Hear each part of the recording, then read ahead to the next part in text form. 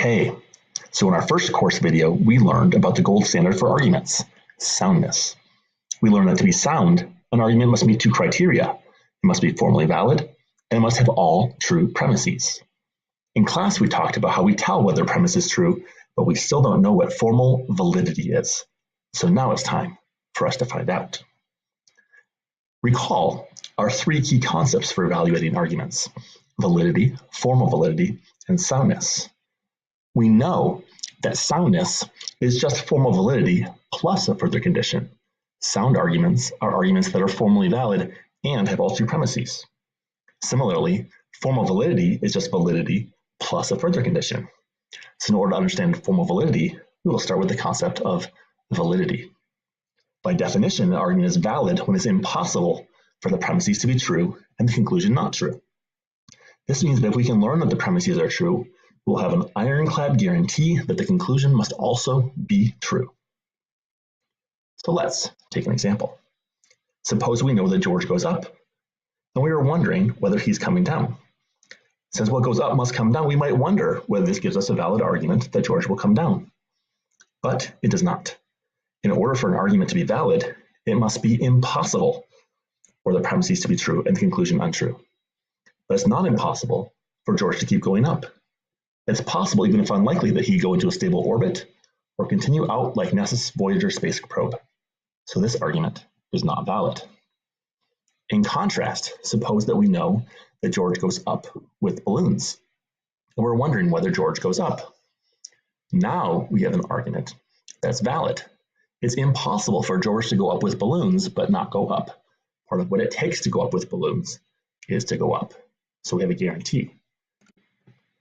So here we have a valid argument and an invalid argument, and we know, since that formally valid arguments are just a special case of valid arguments, that this argument is also formally invalid. Now it just so happens that this is also an example of a formally valid argument. So a formally invalid argument and a formally valid argument, if we want to see the difference between formally valid and merely valid arguments, they'll help to have an example of an argument that's valid but not formally valid. So suppose that we know that George's balloon is red and we're wondering whether it's blue.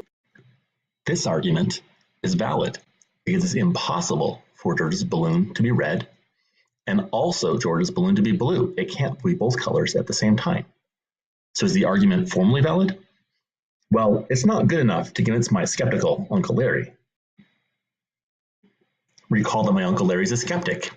He's not sure whether red is a color. He thinks that red might be instead a shape. If we replace the word red with the word round, we can see why this argument would not be so convincing to my Uncle Larry. It is clearly possible for a balloon to be round and also blue at the same time. Similarly, if we replace the word red with the word old, again we get an argument that's not valid. It's clearly possible for a balloon to be old and blue at the same time. But we can make this argument formally valid by adding an extra premise. Now my Uncle Larry can no longer resist our argument by feigning ignorance about what words mean. Even if old means funny and balloons mean monkeys and blue means tall, we still get an argument that's valid. It's impossible for it to be true that no funny monkeys are tall, that Caitlin's monkey is funny, and yet that Caitlin's monkey is tall. So this argument remains valid. Similarly, it's impossible for it to be true that no nerdy profs are tall, that Caitlin's prof is nerdy, and yet not true that Caitlin's prof is tall.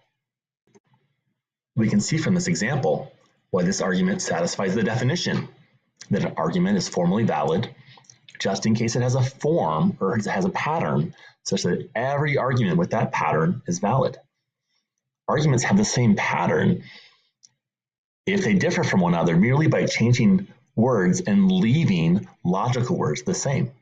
Logical words include words like if, and, not, every, any, each, and many more like these. So there you have it, the concept of formal validity. You probably still have questions. If you don't, you haven't been paying close enough attention. But we'll continue to cover this topic in class, and we'll spend more time on it throughout the semester. So until next time,